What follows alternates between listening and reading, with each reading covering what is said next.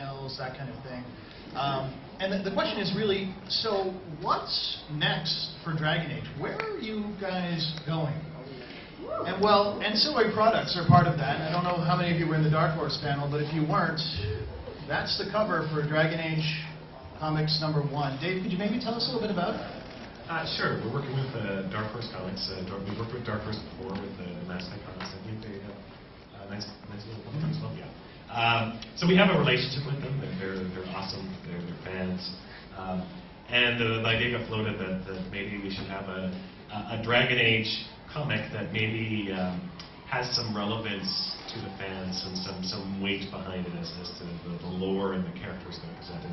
So in this particular case, we're starting a series where the main character is Alistair from Dragon Age Origins.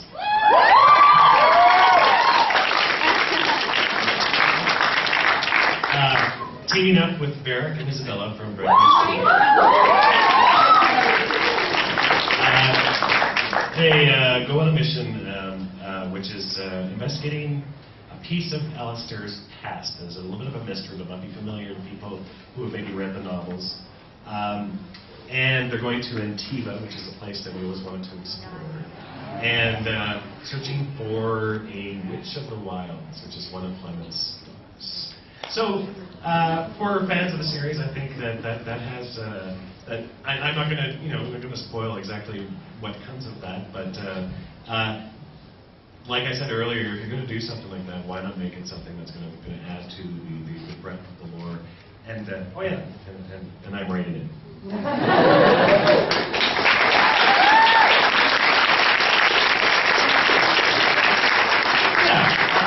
think it'll be a good time. There was a beautiful moment. We were at the Dark Horse booth. They politely hosted as we had a bunch of interviews, and Dave told that and a Witch of the Wilds, and the interviewer just kind of stopped for a moment, like literally smoke coming out of his ear. He got a little verklempt. He's like, oh, hold on, stop the camera. I need to deal with this. That was good times. In addition as well, I don't know if you guys have been following it at all, but Dawn of the Seeker is coming up this March. They're co-produced by Funimation, and is an anime treatment of the Dragon Age world. And it'll be dealing with Cassandra, the character who's interrogating Varric all the way through DA2, and diving into her backstory. So you get to see some early days there, quite a bit of Chantry politics as well, and I'm told at some point there might be a dragon punched in the face. I consider that to be the pinnacle of artistic expression. So then, when we look at it, of course, there are games. We work on those quite diligently, and a lot of people are wondering, so what is next for Dragon Age? And there's a few kind of hot topics. Combat certainly pops up a lot, and I think the reason it pops up is because, with Origins, things were very paced, I will say, and there's some concern that due to the increased speed and maybe a bit of rogue acrobatics that we're heading this direction. And I'm here to tell you that's an extrapolation from only 2 points of data. Where we're heading is much more like this. So I want you to have a plan, and I want you to be able to execute on it quickly, Lombardi style. Preparation is going to be absolutely key. And you're going to want to have your party built, you're going to want to have your abilities picked, you're going to want to have a strategy going in. You're going to want to make sure you're worried about positioning. Expect this to take a much stronger part of future Dragon Age titles. Where am I on the battlefield? It's not just going to be a square anymore. Look for elevation, look for choke points, look for strategic advantages. And teamwork. Party is not going away. This is, to my mind, kind of quintessential to the Dragon Age experience. So having your group work together is going to be absolutely important. In fact, even further than the cross-class combos we introduced in DA2. I just like that image. It pretty much defines how combat should look in my mind. There should be small birds. It's very joking. It's called Elven Cruelty. I love that. Some other people as well have asked questions about scope. I mean, obviously, with Dragon Age Origins, we had a pretty big game, and we have an even bigger map. But, that's a pretty big chunk of country. And then, you could argue DA2 took place in a somewhat smaller environment. And again, it's a more personal story. But I know what people are looking for. And just to give you a bit of a teaser, in the future, we could do this. People would be expecting this, but I'm thinking this.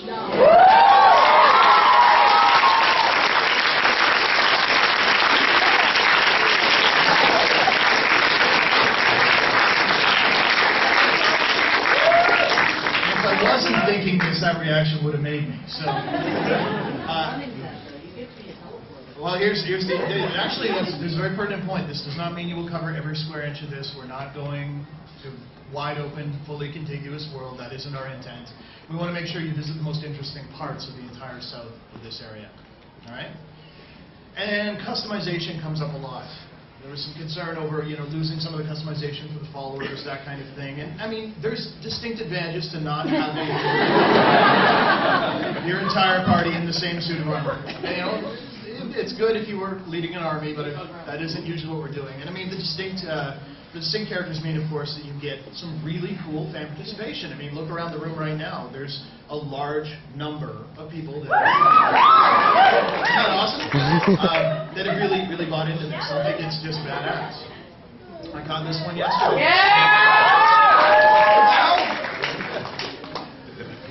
I think we have Miss Bell in the room, perhaps. Yes.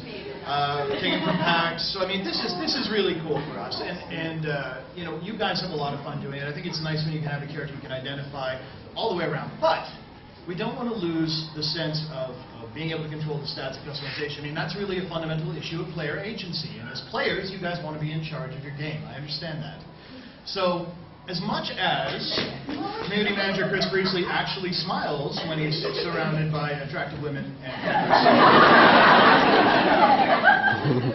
I think in the future, if you were looking at a follower, you'd expect something a little more like this. Still having full control over the stats and the equipment. If you're missing it, that's the important bit right there. But also them having their own unique looks, something you can hang your hat on. Probably more than one. That's our long-term plan. So a nice balance, I think, between having awesome cosplay. Come on, round of applause for the cosplay.